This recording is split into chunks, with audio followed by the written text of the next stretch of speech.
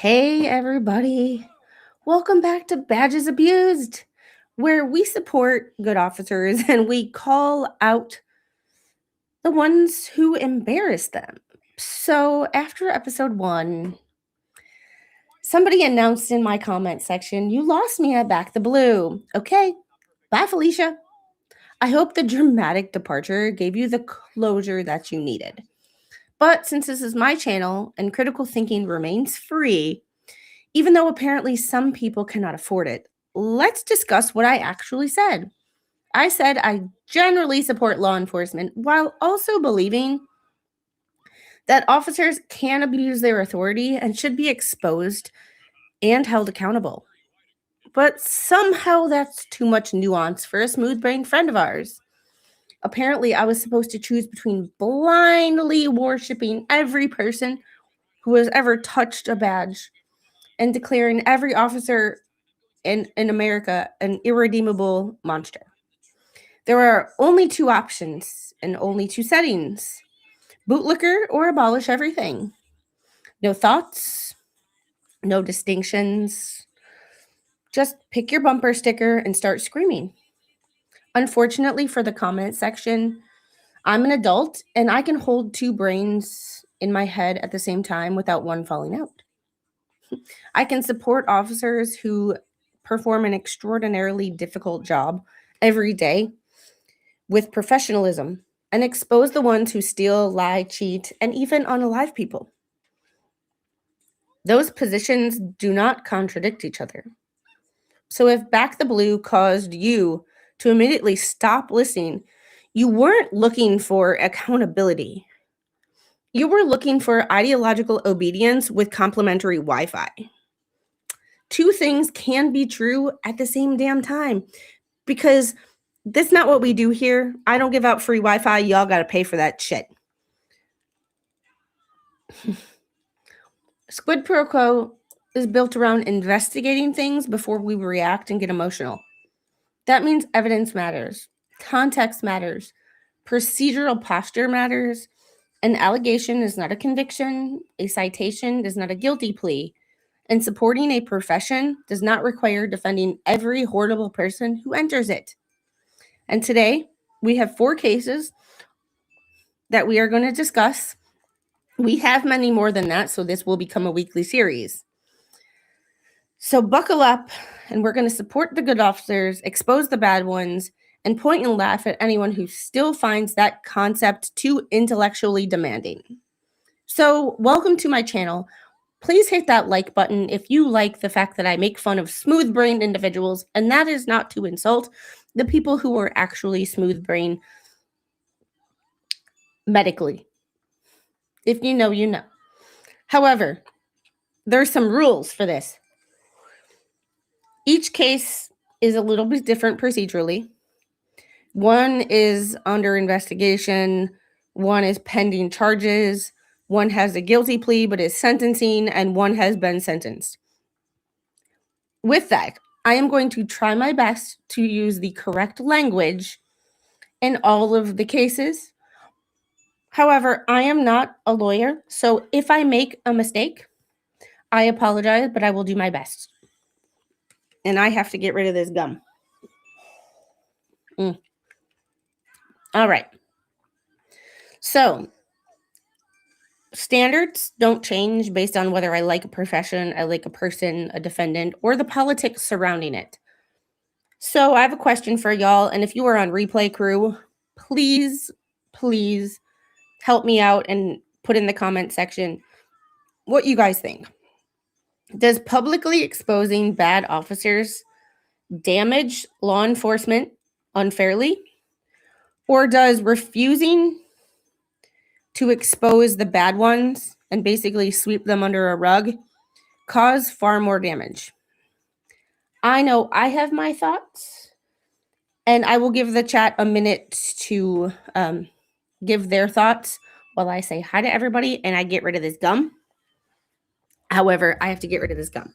So I will be right back because I have to get rid of this gum.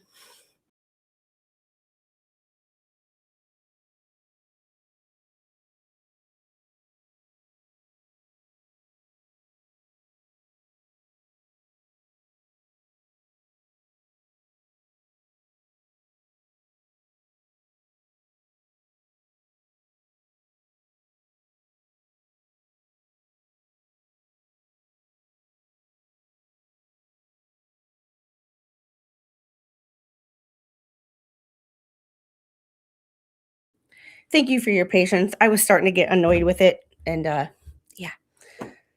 So who's all here today? She Nemesis, how are you?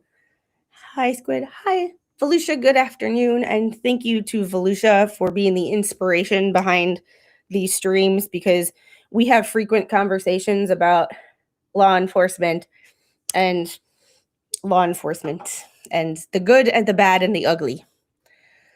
So, hey, Jeffrey, good to see you. Heidel, thanks for being my super mod. Let's see who else is here. Yeah, little Squid is home from school. Jeffrey, thanks for being a member for 17 months. Heather has my continuing support, 6767. Okay, Jeffrey. Yeah, YouTube is an a-hole sometimes. We all know about this. Gail, good to see you. Yes, ETM is at 478, and I have been editing a video today. However, the schedule is all screwy because not only Mr. Squid is home the entire week sick. We're not really sure what he is sick with. He is not feeling very well, but going to the doctor and getting multiple tests done, every test that he has gotten done has come back negative. So we're at a loss for why he is not feeling well. So he is home, which is blowing up the routine with my anxiety. I need routines. And I know she's in pre-K, but my child is not only a defender of the defenseless, but a bully. So we have a meeting with the teacher on Friday because my child likes to hit. She likes to hit kids who hit her, but she also likes to hit kids who hit others. So when I said my child is spicy and not one to be messed with, my child is spicy and not one to be messed with. Yeah. So we're, yeah. Hey, Greta, my faith says it all. Good to see you. Moonwolf, good to see you as well. Buffed old man. Supporting our police officers should be a default issue with the caveat of holding them to a higher standard. Yes, if they screw up, they catch more heat within the bounds of due process. I agree. The good cops stop the bad and hold them accountable. The overall view of the police would be much better. That is true as well. Hey, the trouble is back in the house. Gail, good cop versus bad cop. Yeah, and I have a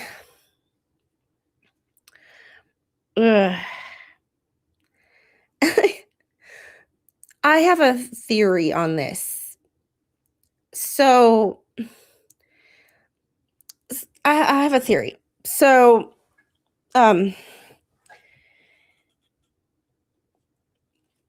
okay. My thought process goes, we need to hold the bad cops accountable for this reason right here. If we don't expose the bad cops, even the ones that aren't charged, but the ones that are fired for cause. So there's a difference between being fired for cause and actually being charged with a crime. I understand that. However, if you are fired for cause for bad behavior from a policing job,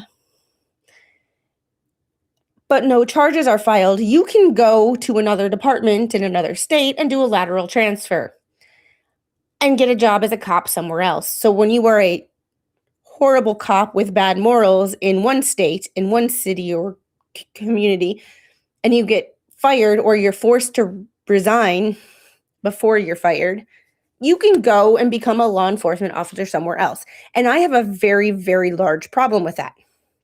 So my thought process is the more that I can do to expose these people, maybe we can prevent some of those lateral transfers from happening. Because if someone quits before they get fired and they get hired at another department, say in a different state, they might have an incident that affects a lot of people negatively in that next state, and I don't want to see that happen. Yeah. Yes, and stop letting their quitting end an investigation. That's a really good point as well. But they are not the only people that should be held to a higher standard, but they are the ones who deal with the public the most. They are the frontline workers, so to speak, when it comes to dealing with the public. There's another, yeah. We knew she was a bully and defending of bullies. Well, yesterday there were 3 incidents and today there were 2. So, but she still got a smiley face today because today she was defending herself. So, yep. Yeah, sure, I broke into 3 homes and unalived 5 people, but I changed states, so you should just stop investigating me. Same mindset. I don't disagree. Yesterday, one of the incidents was kid 1 hit kid 2. Angel bug hit kid 1.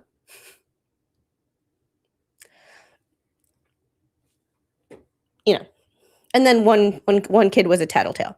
So we are going to get into this situation with the first case.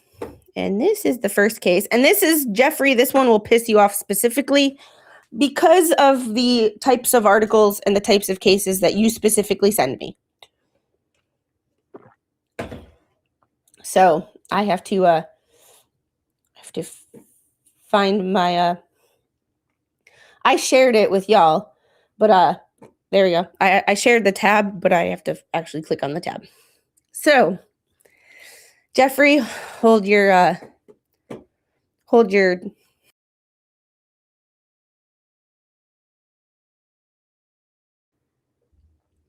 Hope you all took your blood pressure medication because this one will be infuriating. I also don't disagree with this. A 2-year-old child was found locked inside a van at Pawnee Lake on Sunday after people reported hearing the child crying and screaming with no adults around, according to Lancaster County Sheriff's Department. And this is in Nebraska, by the way. Sheriff Terry Wagner said the call came in around 4 p.m. A woman removed the child from the van before deputies arrived. That woman was later contacted about 340 feet from where the car was parked and was identified as off-duty Lincoln Police Department Captain Maid McGuire. It is not, however, it is a child left in a vehicle while crying with the windows up and the vehicle not on. So it was not a tragedy. However, because you send me every hot car case that you find, I figured this one would particularly be offensive to you. McGuire has served with the Lincoln Police Department since 1998. Investigators said McGuire and her partner, Mary Tobiasen, allegedly left their child in the van alone for a minimum of 28 minutes with the windows up and the car not running. The outside temperature was 78 degrees Fahrenheit. Maid was pre-tested by deputies with results being a 0.108 blood alcohol content. Both women were cited. Misdemeanor child abuse. Misdemeanor. I understand nothing happened to the child physically. He is safe. But is he? And how are you? The investigation is ongoing. I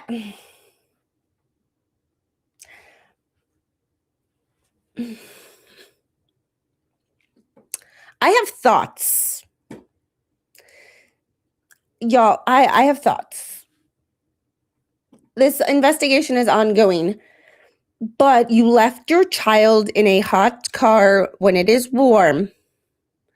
And I don't know where the graphic that I had from the Christopher Schultz case went, but the temperature inside a locked vehicle with the windows up is always 10 to 20 degrees hotter than outside. The child was crying. They were legally one of the she's, was legally intoxicated. And you're being charged with a misdemeanor? Y'all, I don't... You ever see something and you're like, for fuck's sake, y'all. And this is someone who's been with the police department since 1988, almost 30 years.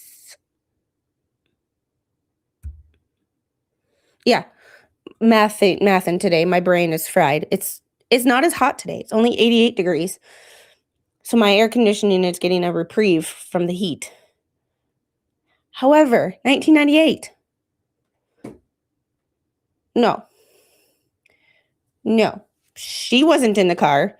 The only person that was in the car was the 2-year-old boy with the windows up and the car turned off. Infuriating, because that is a situation that, thank God, he is okay. However, how many times have they done this before, and how many times will they do it again?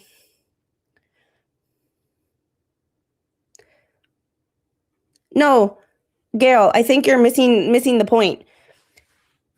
It's not her drinking has absolutely nothing to do with this. They left a 2-year-old in a car with the windows up and the car not turned on in 78 degrees Fahrenheit weather with for a minimum of 28 minutes while he was crying and screaming, where people called 911, and the only thing they were charged with was misdemeanor child abuse. It has the drinking and the blood alcohol level. I have that is the least of my worries right now. The worry is the child endangerment, and they left a 2-year-old in a hot car where he could have easily died.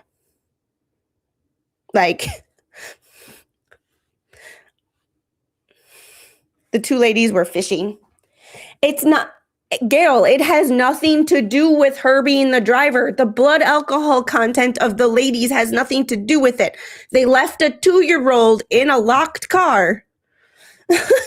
No, Gail, it has nothing to do with the car. Gail, let me read this for you again. I think we're missing the problem here. I think we're on 2 different pages. So I'll read this to you again. A 2-year-old child was found locked inside a van at Pawnee Lake on Sunday after people reported hearing the child crying and screaming with no adults around. Sheriff Terry Wagner said the call came in around 4. A woman removed the child from the van before deputies arrived. That woman was later contacted, and she was identified as off-duty Lincoln Police Department Captain Maid McGuire. The allegedly left their child in the van alone for a minimum of 28 minutes. No one knows exactly how long he was in there, with the windows up and the car not running. The outside temperature was 78 degrees Fahrenheit. Both women were cited for misdemeanor child abuse. The alcohol content in her blood has nothing to do with why I'm mad. Y'all were drinking on a fucking lake. I don't care. I don't care. Do not give a flying fuck. Even if their 2-year-old was there, one sober person, one person drunk, I don't care. As long as the child was left alone for 28 minutes, a minimum of 28 minutes, in a locked, hot car. Misdemeanor child abuse is the only thing that was charged. The investigation is still ongoing, and I really hope that charge gets elevated. But the driver is not the only person that they can charge. Both people were cited because both people are parents, and both people left their child in a car alone. Shit like this is infuriating as a parent. Yeah, being intoxicated is secondary to the fact that a 2-year-old was left inside a locked vehicle on a hot day.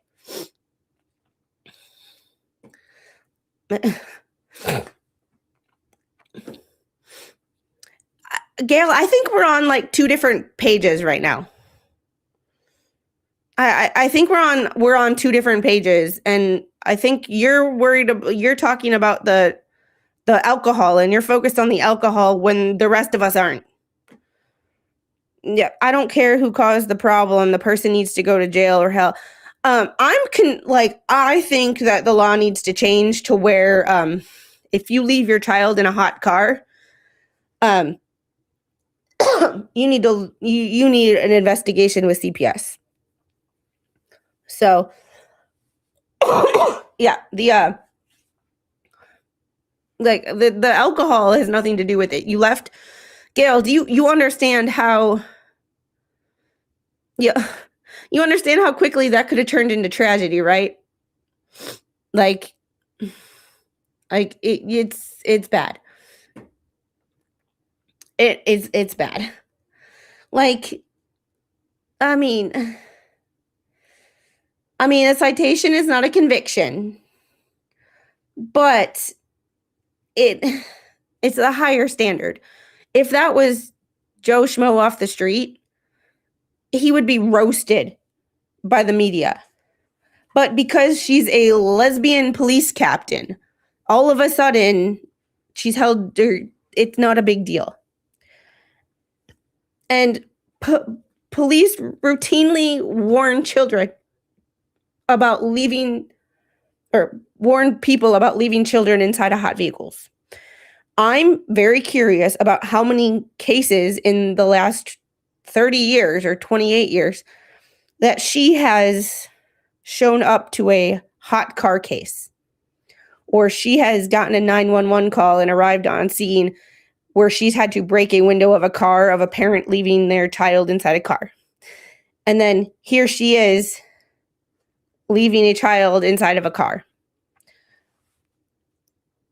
It's just infuriating. So if you leave your child in a hot car, part of your sentence should be to spend at least the same time in a hot car yourself so you know how that child suffered. Yeah. But it's like, imagine telling your entire career, telling civilians to make better choices, and then allegedly needing strangers at a lake to tell you to make better choices. The irony is not lost on me. But should off-duty conduct affect an officer's job? When the conduct directly interferes with safety standards? I think so. But that's just me. I could be completely, I could be completely not reading that right. So, so then we have,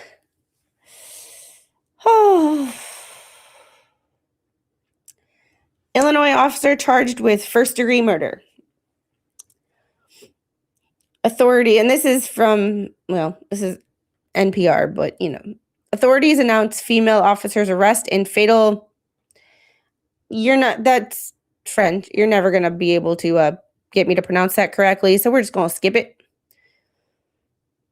27-year-old Kiwani woman has been arrested on 3 counts of first-degree murder in connection with a March fatal shooting. Tazewell County State's Attorney Kevin Johnson and the Illinois State Police on Wednesday announced the arrest of Caitlin Gherkin. She is accused of killing 29-year-old Adolfo Cazares. Gherkin is a full-time officer with that CCPD, according to the information posted on the Illinois Law Enforcement Training and Standards Board website. The shooting happened in the early morning hours of March 10th. Officers responded to a residence and found Cazares suffering from a GSW. Despite attempted life-saving measures, he passed away at the scene. Gherkin was taken into custody Tuesday and is behind the Tazewell County Jail ahead of pretrial detention. So, there is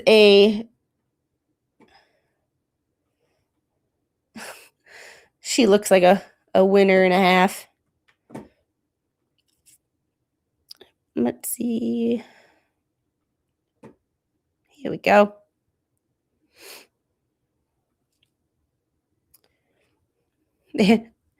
I mean, no offense, but she doesn't look like the greatest person. And this was July 8th of 2026.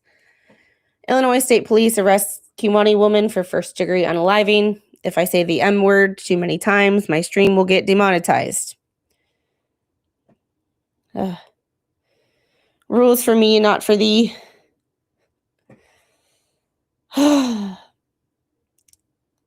So they arrested the 27-year-old Caitlin Gherkin of Kewanee for 3 counts of first-degree unaliving.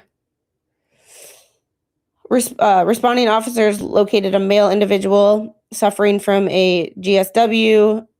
He later succumbed to his injuries. Following a comprehensive investigation, she was taken into custody July 7th. The interesting part about it is 3 counts of first-degree unaliving. I'm curious to read the indictment and Creve Corps. You know, the English language is fun because places that we have around here and in Illinois and Wisconsin and all over the country are either French, Native American descent, and it's all hard. She just looks, that's a rough 27. That's a rough 27. I mean, these charges are not evidence, and she's presumed innocent until proven guilty. Remember that. Remember, we're innocent until proven guilty. There's we always have to remember that, because even what I'm hearing, and I'm hearing commentators on the internet who do not watch trials, who do not cover trials, who do not read legal documents, go talk about certain cases that are in the media right now and go, convicted unaliver. Technically speaking, the trial is still ongoing. So technically speaking, you're lying through your fucking teeth. And words really matter, especially when you're dealing with the law and legal information. Words really matter. So we have no idea what her alleged motive was. Remember, she's only charged, not convicted. This is Illinois, so I do not have documents. However, it doesn't appear as if this occurred on police time, because police showed up to the scene, and it doesn't say that she showed up to the scene. It says police showed up to the scene and found the victim, which makes me ask a whole lot of questions. What was her employment status when the shooting occurred? Did her law enforcement background affect the initial response or the investigative process? And why did Illinois State Police end up conducting the investigation? You know, this is when I read an article and I'm like, okay, so this is all you're saying? It's not about what they're telling us, it's about what they're not telling us. And even the Illinois State Police press release leaves a lot to be I don't know. And how do officers handle, or how do departments handle an officer that committed an egregious offense off duty, if she was off duty? That's This is all conjecture and me questioning things, not anything that's actively involved with her. How do departments handle an officer that committed or allegedly committed an egregious offense but has been charged but not convicted? Because there is always the chance. Remember, just because people go to trial doesn't mean that they will be found guilty, a la Karen Reed. Thousands of other people that go to trial and are found not guilty. How do departments handle this? You know? Illinois. And sad thing is, these cases get absolutely no national exposure. Local runs story for a couple of days, then nobody hears anything ever again. Yeah, and that is part of the reason that I am doing a weekly series now called Badges Gone Bad. Because it seems like this is not a one-off thing. This happens all the time. And this also begs the question, what information should be made public? There's transparency, but then there's also, what if someone is wrongly charged and we've ruined their life? Because the mob mentality unfortunately runs amok in this country these days. So, I don't know. Y'all tell me what you think. Because if you're in the comment section, you've made it this far. Case number 2, what do you think about if an officer is charged? Do you think they should automatically lose their job?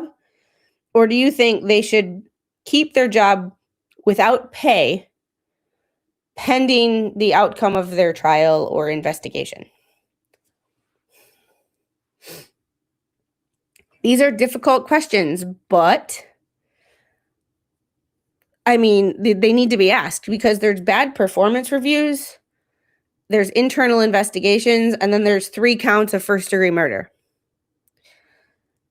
That's no longer a HR conversation, but it's still a difficult conversation because nuance. And remember, on this channel, we realize that nothing is black and white. The entire world lives in a gray area of nuance. And social media would like you to think that everything is black and white. It's either yes or no, one way or the other, and that 2 things can't be true at the same time. We have established, on this channel at least, and a couple of others, the Lindsay Clancy case being the glaring or the low-hanging fruit with 2 things can be true at the same time. You can not like someone's actions and think they need to be held accountable for their actions, but also understand that there's a broken system. And what can we learn about fixing the system so shit like this doesn't happen again? That same mentality can be applied to this. Hating a situation, but also not taking it out on everybody else. Nuance, people, nuance. Yeah. Ugh. We arrested quite a few that went bad. One of those was someone considered a friend until he came up in a trafficking case. Oy. Oh, and we still have to talk about that one. I have to make it we still have to talk about that one state-sanctioned unaliving case. Because I have a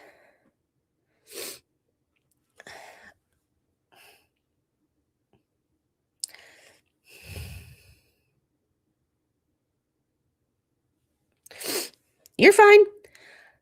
See, and here's the thing. I could care less about caps because some people type in caps to get a point across or emphasize certain words. Some people type in caps because they have a hard time seeing, so they type in caps so they can see. However, contrary to what some people will tell you on YouTube, all caps in the comment section and the chat does not affect the algorithm. I have not been able to find anywhere in YouTube terms of service or doing any Google searches or AI searches into the YouTube's algorithm. It doesn't affect me. So no need to apologize when you did not do anything wrong. However, I hope you are doing well. And please let me know. Yeah, Harry, I was in a comment, or I was in a chat the other day. And I heard, or I watched someone say, mods tell someone to not comment in all caps. And it's like, shut the fuck up. I'm not a mod in that person's chat, so I couldn't say anything. Well, I couldn't be as petty as I wanted to be. But on my own channel, telling someone not to type in all caps is the equivalent of, how do I put that? Telling me to not let someone in my chat. It's like, go fuck yourself.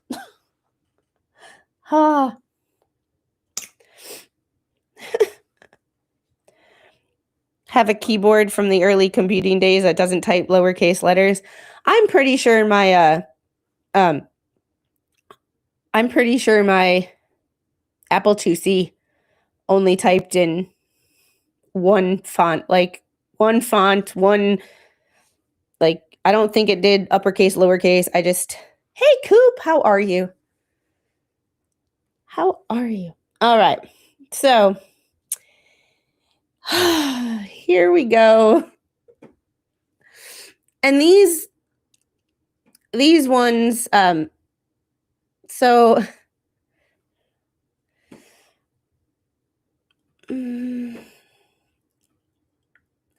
this is another,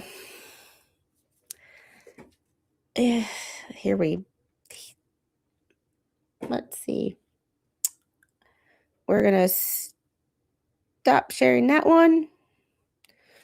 And we're going to go back to, I had this all set up and I just clicked on the wrong one. This one. There we go. I'll figure it out eventually. All right. So this is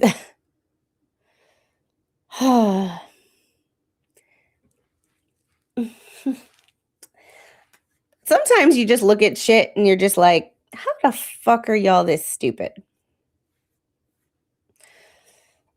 I came in to type in all caps. It don't bother me any.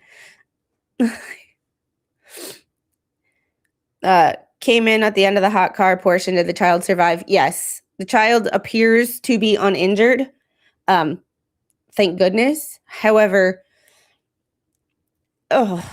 when the mother is, one of the moms is a police captain, I get even more agitated than I would have if, like, it was just it was someone who should know better. Former police officer pleads guilty to second-degree unaliving. This was June 4th of 2026. Let's see if I can zoom in. A former Newton police lieutenant awaits sentencing after he pleaded guilty to second-degree unaliving during a Catawba County Superior Court Thursday, June 4th.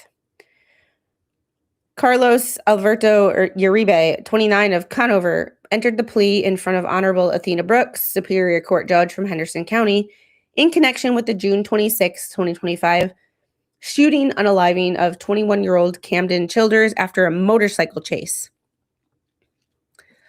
All I can say is that woman in Levy County better be damn glad that she missed when she shot at a fleeing suspect.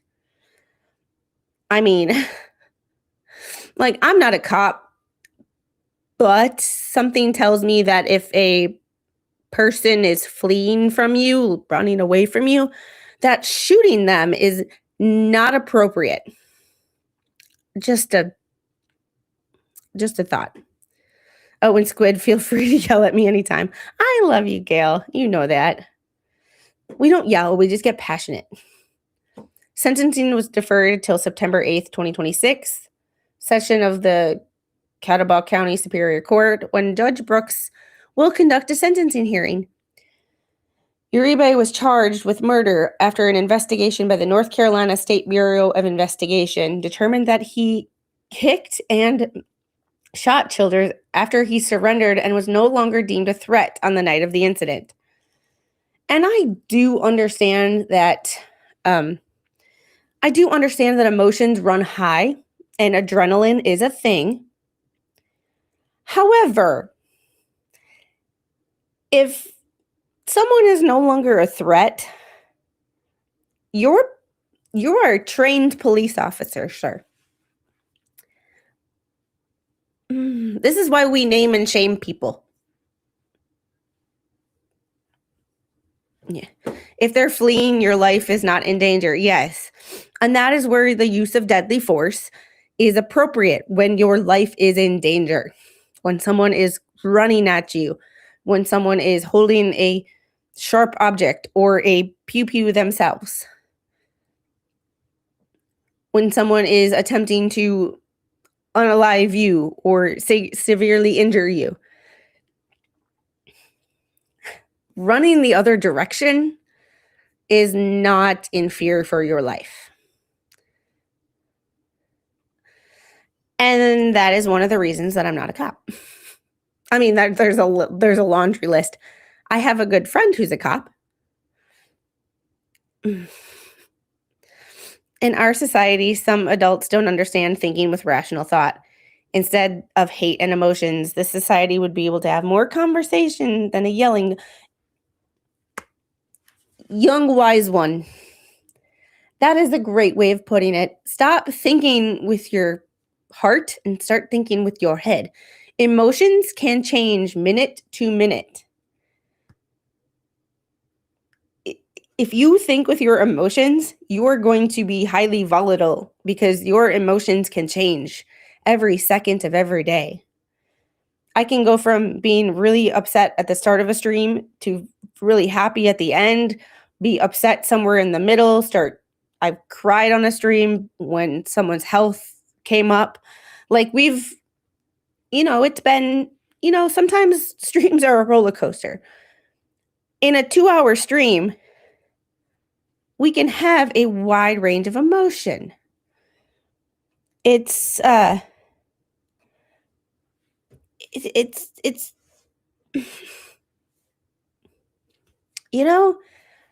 think about how many decisions that you have to make rationally in that time. And rational thought and emotional thought cannot coexist.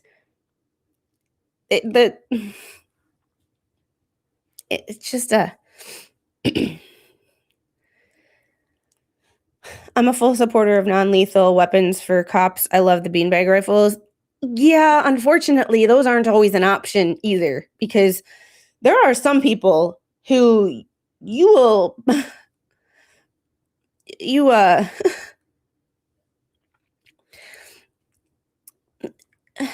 well, see, and you and I had this conversation. Turning it up a notch when in a violent physical altercation with somebody means you're defending yourself. You weren't the one who hit first. You weren't the one who attacked first. That is a self-defense and a life-preserving activity. So turning it up a notch or passing away, because from the sounds of it, in the certain situation that we were discussing, there was quite a few injuries involved that were like hospitalization level injuries on your part. So turning it up a notch to preserve the life and keeping the blood inside your body is a must. Just saying. Grandpa used to say if they're running away, you shoot them and drag them back to your porch, then turn on the sprinklers and wash away the bloodstains. Not recommended for 2026, but well, both can be true at the same time with thought. It's a dichotomy to be sure, but possible. Yeah, it's not common for people to be able to think rationally and emotionally at the same time, especially with adrenaline. I mean, it's possible, but it's not in the general public, the nuance isn't there.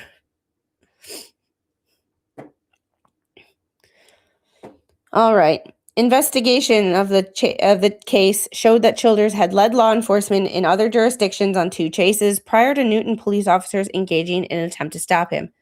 Childers rode his bike into a cul-de-sac near Walmart in Conover and reached a point where he no longer could get away from officers. That's dumb. Stupid Criminals 101. Uribe pulled his patrol car into a position that made contact with a motorcycle, knocking its rider to the ground. Uribe's body cam footage. This is how you know there was no rational thought there, because you're doing this while wearing a body cam.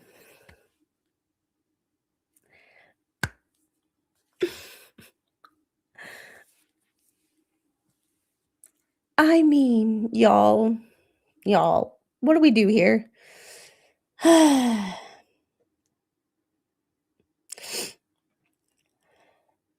Emotions are part of daily life, and that's when you stop and take a deep breath and slow emotions down to think, then have less emotional connection to the other person, to the other person's point, to debate. Yeah, and a good debater will attempt to see both sides, because you can't argue a point unless you know the other side. Like a lawyer. I'm not a lawyer. However, I think what makes a good what I think makes a good lawyer is if you can argue both sides. If, say, let's say Kevin Reddington, the lawyer on the tip of my tongue right now, Kevin Reddington, defense attorney. I think he's a great defense attorney, but in order to be a great defense attorney, he probably would be able to prosecute this case as well, because he sees both sides of the issue. It's like, whereas I think the prosecutors in the case could never get the insight of how to defend it. That's why they're having such a hard time prosecuting it. And they're being so insensitive with prosecuting it because they can't fathom putting their feet, or they're putting themselves in the shoes of someone having to defend that case. That's just my personal opinion. Like I said, this is my personal opinion. Feel free to disagree with me. You know, there's a big difference between daily life of the majority. However, stress of the job, the moment, and conflict, you're correct. We need to have emotional control to limit injuries. Yeah, I can see that. But sometimes if it's like hit extra hard to knock this person out, or to make this person incapacitated, or I'm going to pass away because he's going to beat me to death, damn sure I'm going to put an extra little oomph on that punch if I can physically manifest it. And yes, contrary to popular belief, when he says it, when that phrase, it's all fun and games until you get punched in the face. I used to kickbox. I have been punched in the face. I've had my eyebrows split open. So it's all fun and games until you've been punched in the face. I literally have. I walked into work at a hospital with a bruised eye and a Band-Aid over my eyebrow. So there's that. You can take that one however you want, but I literally have been in an MMA gym, had my eyebrows split open with blood everywhere. I've literally been punched in the face. I've been throat punched by a dude in a boxing gym, legally, not a situation at home.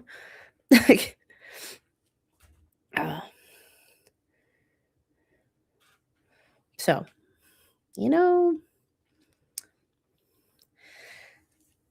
I don't like that they can be turned off by a cop. I don't either. But I think, but I'm also under the opinion that if someone turns off their body cam, there should be disciplinary action. Hey, Diademost, finishing up with some important stuff. Oh yeah, of course, Duke Rufus. All right. Uribe's body cam footage captures the officer telling the victim to get on the ground, and Childers clearly has his hands up in surrender. The footage shows that Uribe approaches Childers and then kicked him in the stomach. A gunshot is heard, and Childers says, "I'm sorry, I'm sorry, I'm sorry. He shot me, he shot me, he shot me, he shot me." YouTube, do not demonetize me for that. I was literally reading a quote from the victim.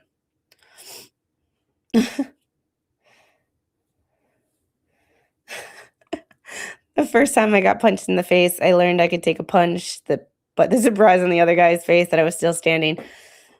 Yeah. Although I've, outside of the gym, I've never been punched in the face. Somebody tried, but they didn't succeed. Just saying. Uribe is heard on the body cam footage saying, "You don't go for somebody's gun." So my opinion here, he right here, this is his attempt to save face and make this look like there is a justified shooting. Just my personal opinion. The video shows no evidence that Childers had a gun or made an attempt to get a gun.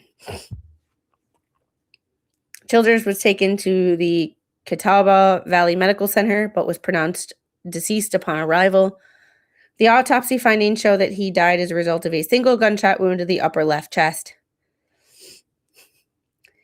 The investigation was handled for the North Carolina State Bureau of Investigation. Assistant District Attorney Kyle Smith prosecuted the matter for the state with aid from legal assistant Amy Bischoff.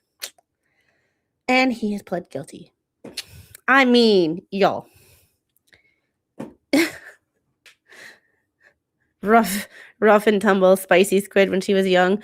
I liked MMA, but I had to choose between two very expensive sports, MMA and figure skating, and I could not afford to do both. So figure skating won out.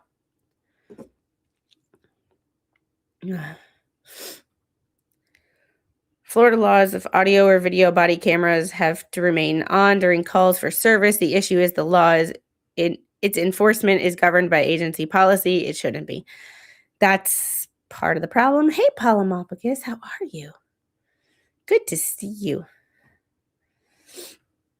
I mean, once again, y'all. So what's been established is he pled guilty. Victim was 21 years old. I mean, 21 years old. Yes, made significant mistakes. Not defending, and this is where two things can be true at the same time. Did the victim break laws? Yes. Was the victim kind of being a shitbag? Yes. Shitbag, technical Navy term, in case you didn't know. However, being a shitbag and a complete douchebag still does not deserve a death sentence. Especially a death sentence without you can't, as a cop, you can't play judge, jury, and executioner. Hey, Cynthia, how are you? It's just one of those, and the little is crying, so I might have to do mama duties real quick.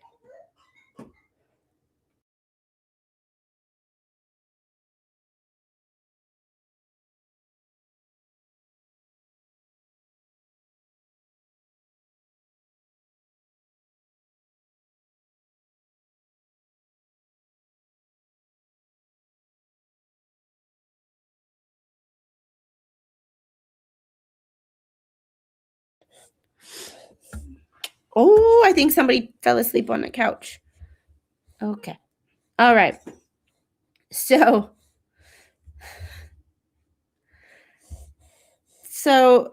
the fact that the victim was apologizing and saying that he had been shot, I don't. Stop. Angel, what is that? Nope, we're just waking up. We're not in the mood. School is wearing us out. So, surrender and use of force are generally not two things that go together. Just like fleeing and use of force is not two things that you can usually go together. But this is where I believe that every department needs to have body cams, and the fact that certain departments don't have body cams in 2026.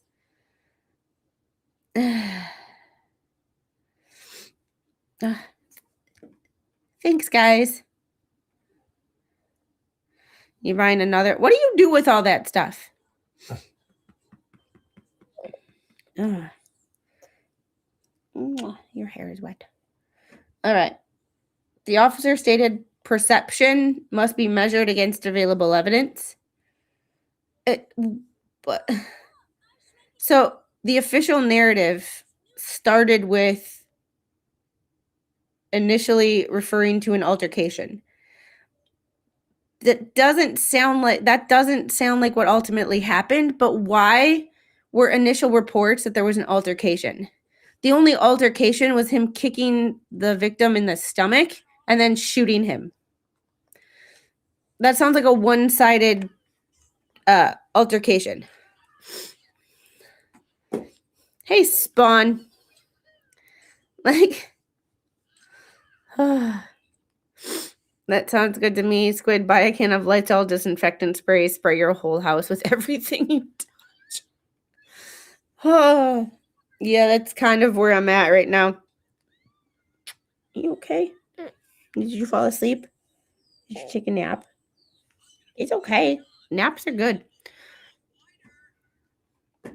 All right. So, because he pled guilty, his conduct is no longer alleged. Running from police is illegal. It's reckless, but it is not a coupon redeemable for a roadside execution. So September 8th is the sentencing for this, I believe. I will update you guys on a future episode. Was just wondering where Spawn was. He's like, Beetlejuice. Spawn trooper, spawn trooper, spawn trooper. Just saying. But not being petty, a 21-year-old who made some stupid choices was surrendering and was executed.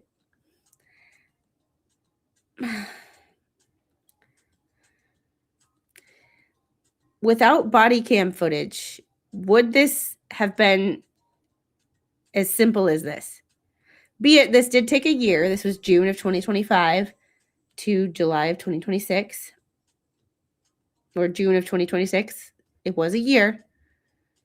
But without the footage, which account do you think the general public would have believed?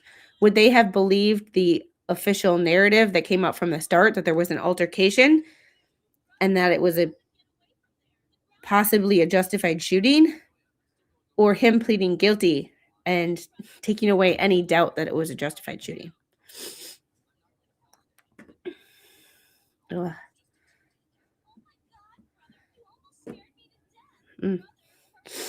All right. So the last case we have is y'all are gonna love this one.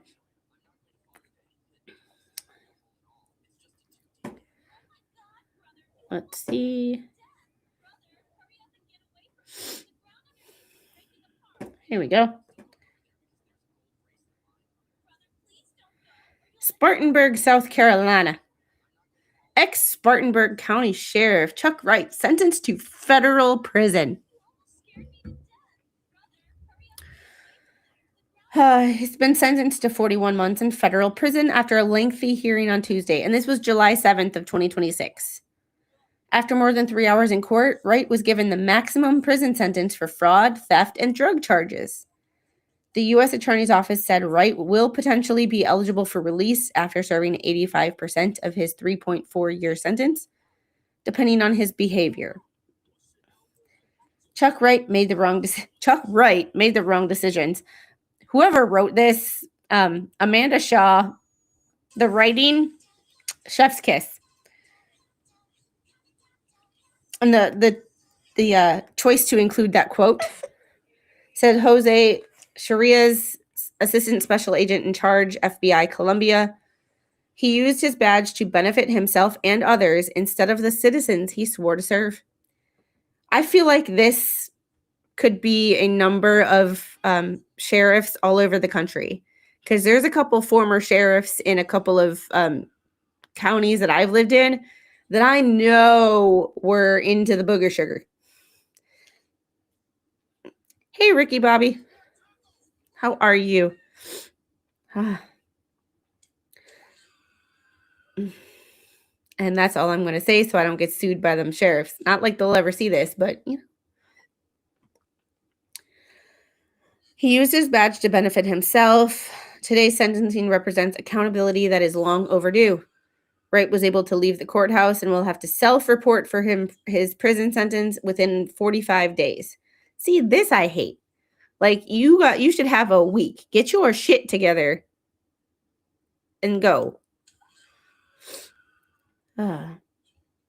Wright served as sheriff of Spartanburg County for 2 decades before stepping down last year. After leaving office, Wright pled guilty to multiple federal charges, admitting he stole money from a fund meant to help deputies and their families.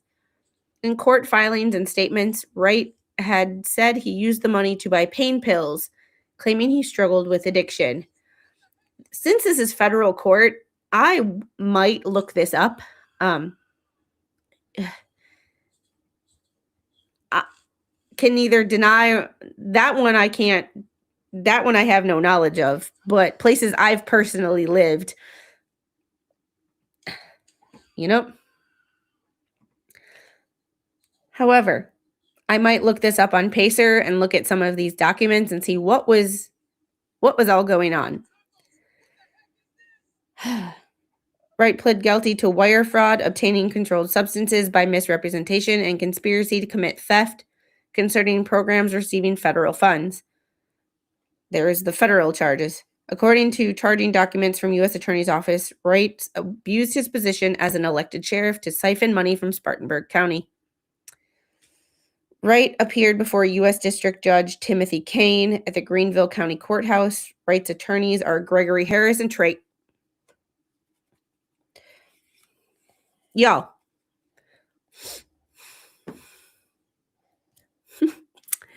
I know everybody's entitled to a defense.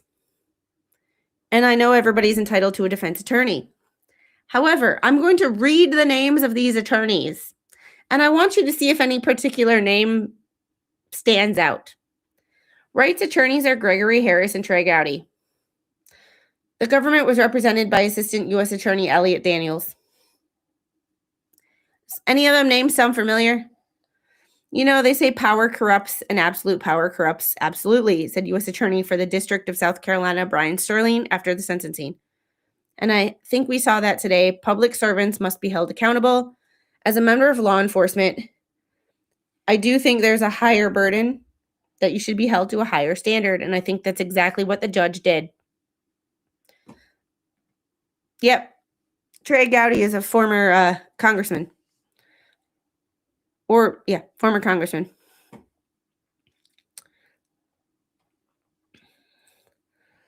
Prior to sentencing, the agreed-upon range called for 33 to 41 months of imprisonment and a $462,866 $1.06 in restitution. That's oddly specific.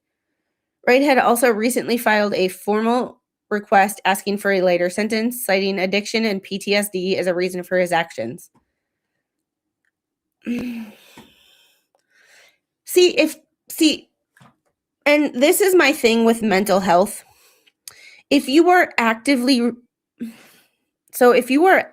seeking help and treatment and admitting that you have issues before you do stuff, and you are open about your mental health issues, then using mental health in a court for some leniency, if you are actively being treated, I can see. However, when you have no background of wanting or trying to get help, when it comes to asking for leniency of the court because of your addiction or PTSD issues, I'm going to say hell to the no. Because of the fact that there's no guarantee that you actually have these things. You could be using this as a shield versus yes, grandpa text. Versus someone, and I don't say and I don't, as much as I don't, the Lindsay Clancy thing has become a hot topic. Two things can be true at the same time. I cannot like someone's actions. But admit they have a problem. So if you are actively seeking treatment, I am more likely to believe and take into account your mental health issues. Him citing mental health issues, I'm kind of like, you can go F yourself, because now you're just using it as, you might have it, but you're just hiding behind it as a label, and you're only using it because you got caught, not because you actually cared about getting better. Feel free to disagree with me. Please let me know in chat in the comment section whether you disagree with me on that. But there is a huge difference, and it's the nuance about using mental health. Okay, about using mental health in a court case. If you have a history of treatment, asking for help, trying to get better, and something happens, I am more likely to believe you than if not. And I have to go open my door. I will be right back.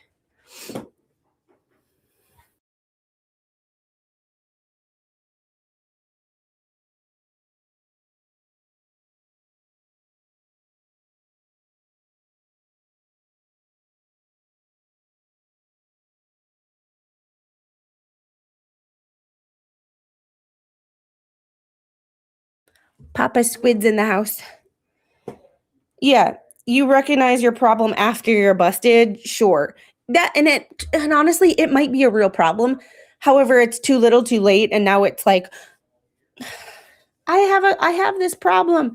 Help me. This is my excuse. No, now it's just a fucking excuse. You didn't care enough about getting better prior to this.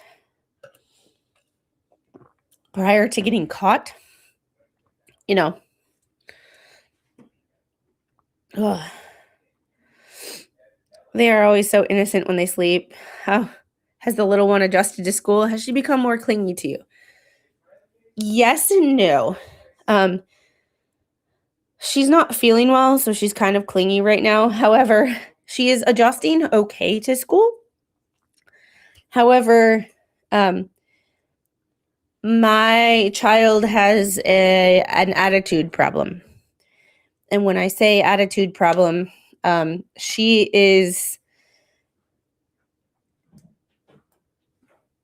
likes to hit. And when I say she likes to hit, she doesn't just like to hit other kids. She likes to hit the kids who hit other kids. For example, if I were to hit Jeff, and my daughter would hit me because I hit Jeff. That's the way that worked. Today, somebody hit her and she hit him back. Can't be mad at that.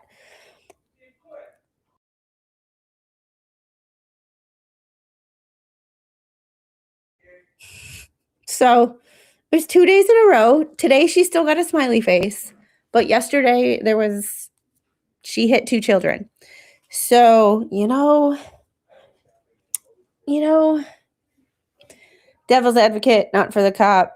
Some have mental health issues that don't seek care because of the failures of the system in the medical complex, or they have blinders on that there's an issue until they snap. True. That's possible. However, those aren't generally the people who are there's generally at least like a paper trail of issues. Court issues, personal issues. Somebody has reported something. There's never no record of mental health issues ever. They might not be getting appropriate treatment, but generally there's always something. Like they'll go to their like regular doctor and say I'm depressed and get an antidepressant. It might not be what they need, but there's generally something. Yeah. Yeah. Yeah, we're taking it day by day. She's a bully's bully and equalizer. Yeah, but she's also, well, the first incident yesterday, somebody told on her, so I don't actually know if that's what happened there. But we're going to talk to the teacher on Friday, so we'll figure it out. Wright has already paid back $29,000 of what he owes and will be required to pay back approximately $1,100 to $1,200 per month going forward. Prosecutors said they hope he becomes a productive member of society and pays back the full amount. After Wright is released from prison, he will have a 3-year term of supervised release. Conditions of the supervised release include paying any unpaid monetary balance imposed by the court in minimum monthly installments of $1,800. No new credit card charges or lines of credit without approval from probation officer. Provide probation officer with access to financial information. Submit to periodic substance abuse testing up to twice a week. Contribute to cost of any substance abuse testing, treatment, location monitoring, or services ordered as a condition of supervised release. Federal prosecutors pushed back against Wright's request for a lower prison sentence, argued he abused his community's trust while in office.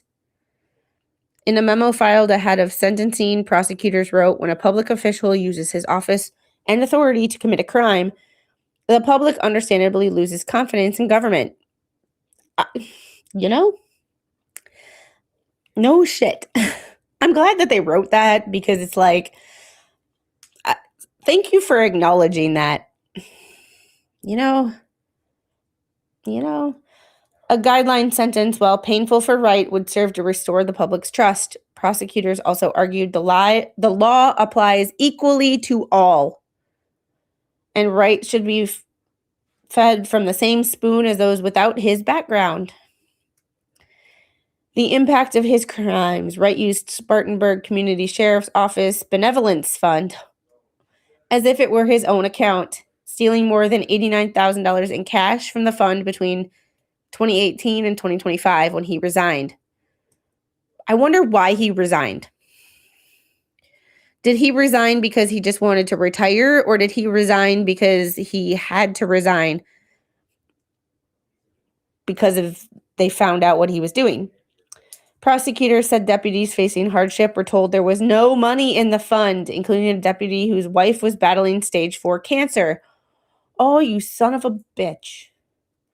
And a deputy had a tree fall on their home. Wright's cousin, L.B. Watson, a former sheriff's office chaplain, Amos Durham, both pleaded guilty to conspiracy to commit wire fraud and are sent to be sentenced on Thursday. Oh, guess what? Guess whose crap we're reading next week? We're exposing all of these fuckers next week. I enjoy exposing. I enjoy exposing the bullshit. Can you tell? I thoroughly enjoy just making these people internet famous. Not that many people see this. These videos get a couple hundred views. But if you would do me the immense favor of please hitting that like button and sharing this stream out so that more people will expose these assholes for who they truly are. Because everybody needs to know when people that are supposed to be held to higher standards act like assholes.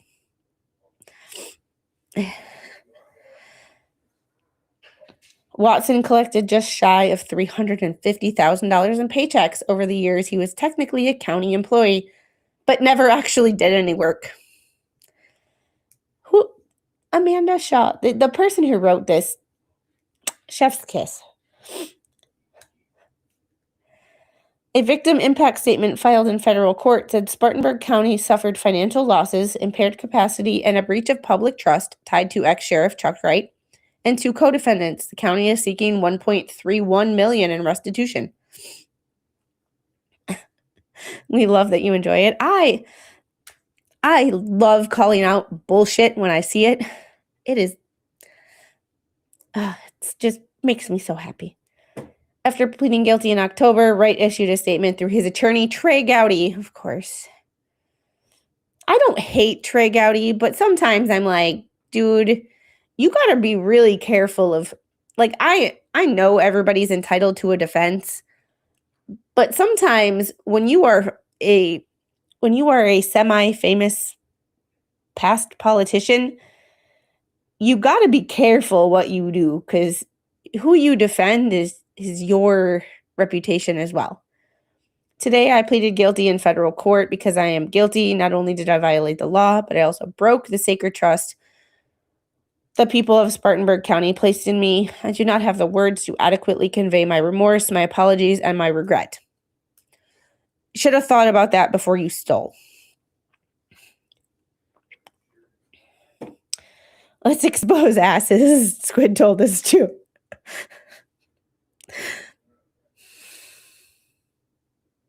I suppose I walked into that one. Or out of that one, depending on how you look at it.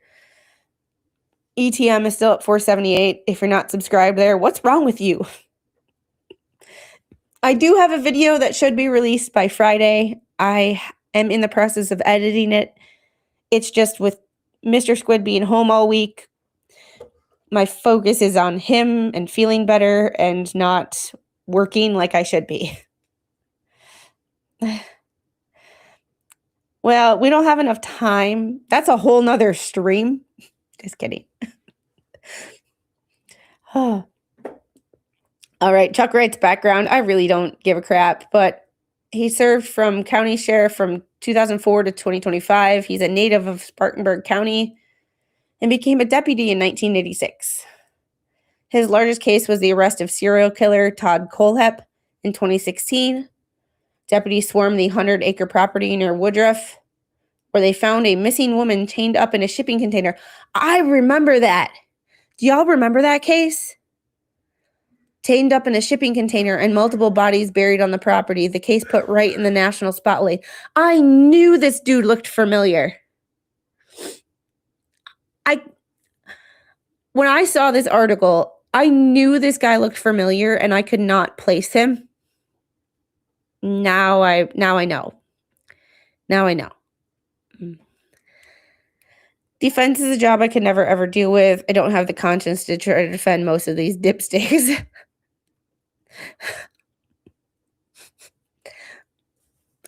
Well, I'm my own boss most of the time. Most of the time. I just watched that one in an old cases stream. Yeah, that was a long time ago. That was a long time ago.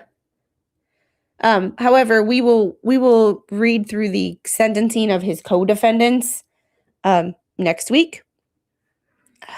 Because y'all, I'm trying to keep my streams that are not a certain topic to an hour and a half to make them easy for replay crew, to make them easier on my brain to plan. It's just, but, you know, Go on. I'll be right back.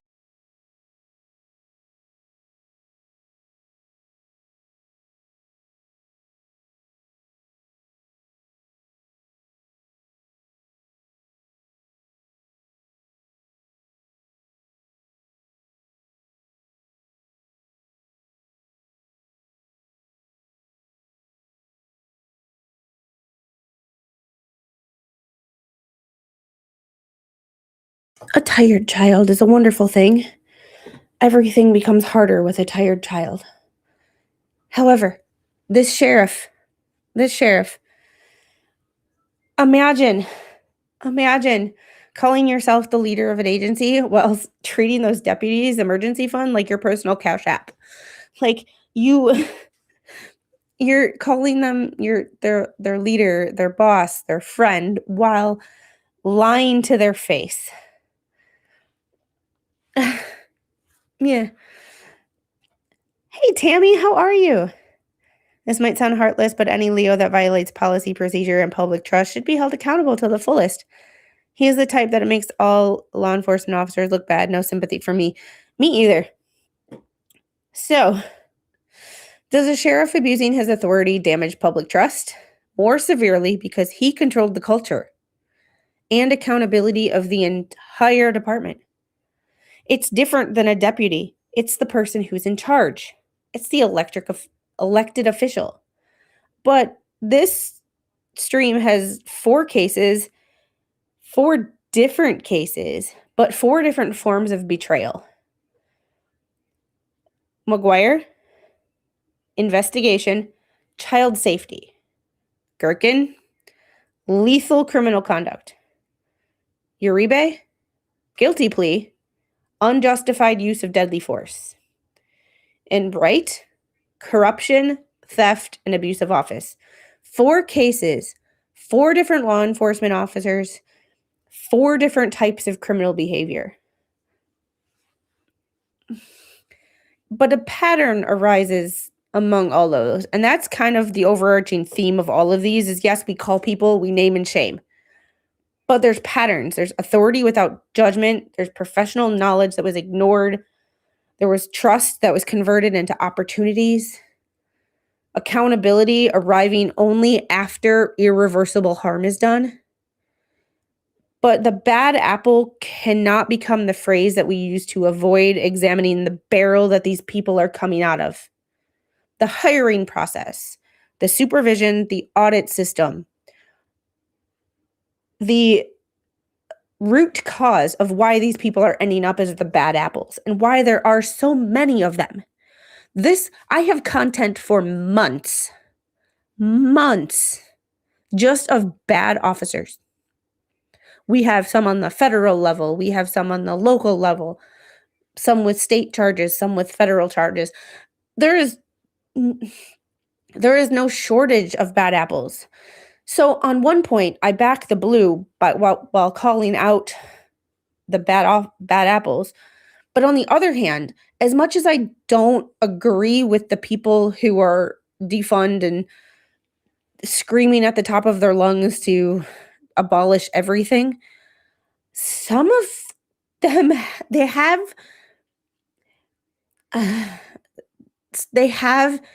down to the core a certain point.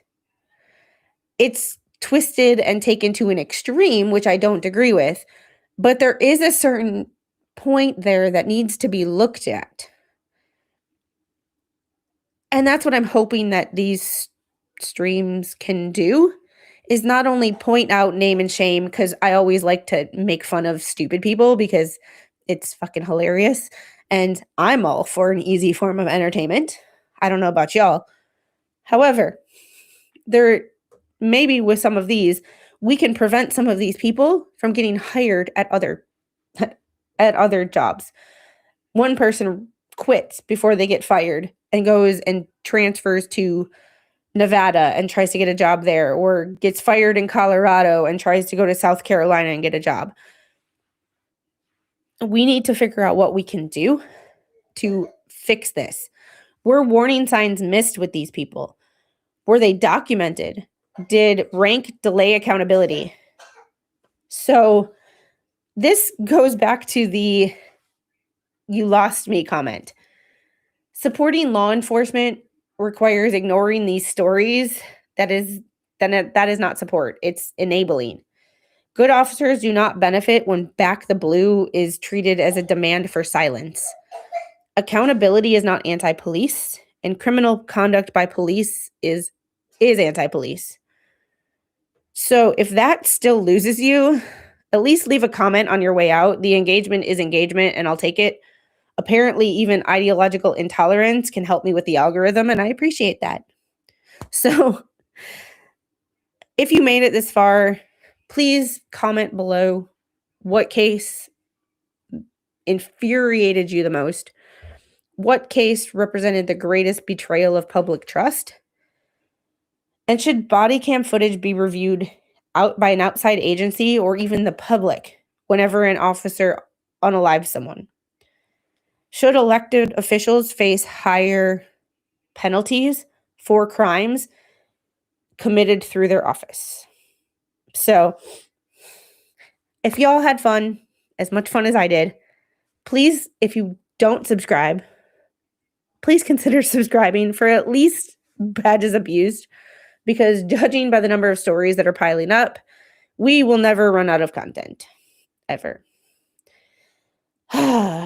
So I have to get going. I have to do mama duties and wife duties.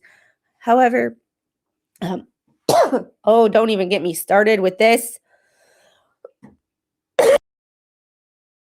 Why you leave your previous post? Well, I tased a guy who was in the back of the car and in cuffs. Yeah. And if you don't subscribe to my second channel, please consider doing that. I will be dropping a video on there any day now. I also have a video to drop on this channel any day now. I have 2 or 3 videos on each channel that need to be recorded and edited. I'm working on it. Every time I think things are being sorted out, God throws a rock into my plans. So, and I have to go take some cough medicine myself because I am about to hack up a lung. Bad cops in training positions, training the next bad cop. It's also a really good point. So y'all have a great day. Please share this stream out. Try not to be a twat waffle, and I will see you guys